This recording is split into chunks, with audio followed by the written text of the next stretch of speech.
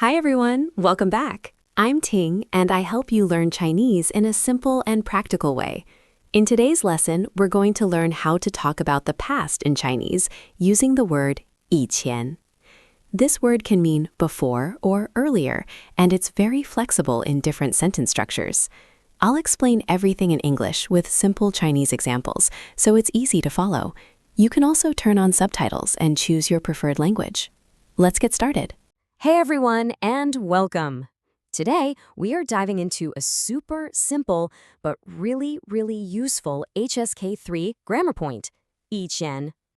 So, have you ever wanted to tell a story in Chinese, about something that happened a while ago, or maybe describe how things used to be? If you have, well, 以前 is the exact word you've been looking for. It really is the key to unlocking conversations about the past. So let's start with the basics. All right. First things first, what exactly is 以前? Let's break it down. And don't worry, it's actually very straightforward. So at its core, 以前 is a noun. It can mean in the past in a general sense, or it can mean before a specific point in time. Just think of it as a little time marker that points backwards. Okay, that totally makes sense. But I think the most important question for everyone watching is how do we actually use it in a sentence? That's the one. Let's jump right into our first example and see exactly how it works. Okay, our first sentence is 那条街上以前有一家饭店. Okay, so what's the story here? I mean, is the restaurant still around? Nope, it is long gone. Just imagine you're walking with a friend, you point to a shiny new building and you say, there used to be a restaurant on that street. You're talking about something in the past that isn't true anymore. And this is a perfect example of our first usage. You can use 以前 all by itself to just mean in the past or before now.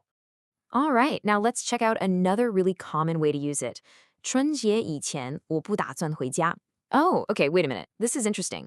I see that 以前 comes after the words for Spring Festival, 春节.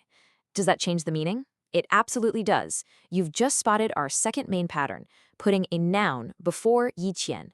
This structure means before the noun.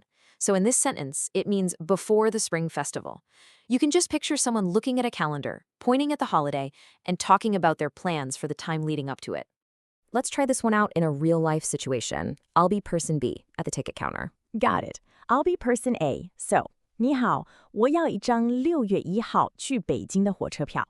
Ah, 2号以前的票都没有了. So, let me get this straight. I'm asking for a ticket for June 1st. But you're telling me all the tickets before the 2nd are gone?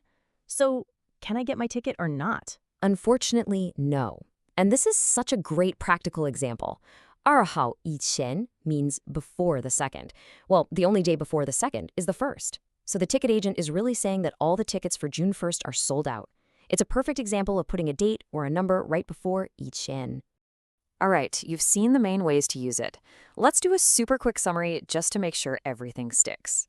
So, to use 以前, you can basically just drop it in a sentence by itself to mean in the past, or you can put it after a noun or a number to mean before that specific thing or time. That's it, you nailed it.